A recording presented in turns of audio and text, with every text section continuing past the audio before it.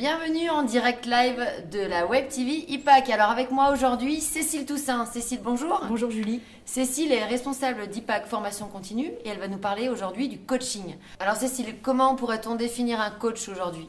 Alors on va commencer par ce qu'un coach n'est pas. Un coach n'est pas un thérapeute, ce n'est pas un gourou, ce n'est pas un voyant, ce n'est pas un conseiller, ni même un consultant, mais un coach accompagne l'individu ou l'entreprise dans son évolution.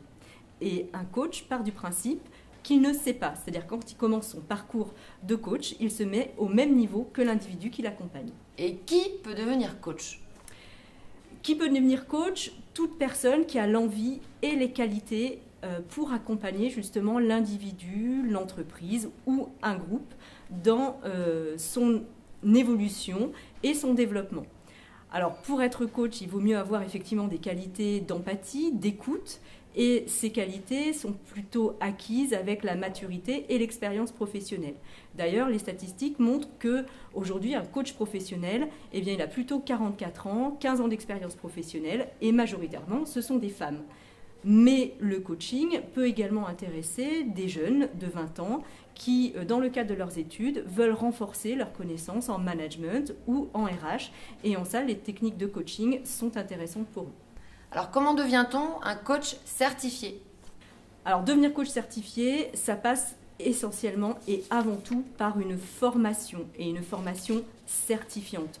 On ne s'improvise pas coach et on ne devient pas coach en 3 jours comme peuvent vous le promettre certains organismes ou consultants. Il faut avant tout choisir une formation donc certifiante. Alors certifiant, ça veut dire quoi ? Ça veut dire reconnu par une association de coachs professionnels qui œuvrent pour la reconnaissance de leur profession.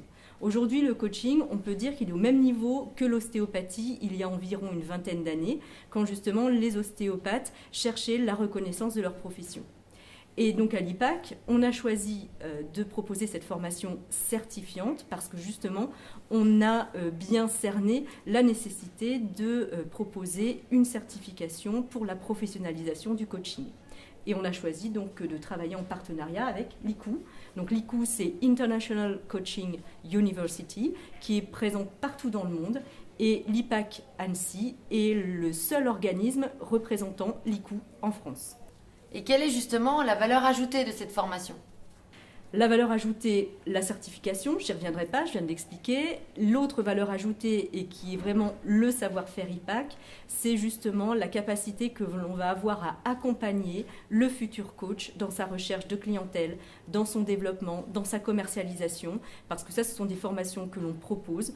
L'IPAC a 29 ans d'expérience dans la formation professionnelle et initiale, et justement, toutes ces valeurs de commercialisation, de management, c'est des valeurs qu'on est capable de véhiculer et d'apporter aux futurs coachs. Alors, une formation, devenir coach certifié, mais pour quel débouché ? Alors, 3 débouchés possibles. La première, c'est justement découvrir ce qu'est le coaching et mettre un petit peu de l'attitude coach dans sa vie professionnelle, sa vie personnelle. Donc pour ça, on propose une formation Startup Coaching de 4 jours qui permet de s'initier au coaching. Le deuxième débouché, c'est devenir life coach. Life coach, c'est l'accompagnateur de vie et qui accompagne essentiellement l'individu dans son évolution. Donc là, on propose une formation certifiante, bien évidemment, pour environ 200 heures de formation, il faut compter 6 mois. Et enfin, le dernier débouché, c'est business coach. Alors business coach, c'est un petit peu plus spécifique dans le sens où là, on va accompagner l'entreprise dans son évolution, dans son développement, et ça requiert quand même une expérience déjà en entreprise. On est plutôt sur un profil de manager ou de RH qui a déjà éprouvé ses qualités justement dans l'entreprise et qui est capable ensuite de les apporter en tant que coach. Cécile, merci pour ces précisions et à très vite sur la Web TV IPAC.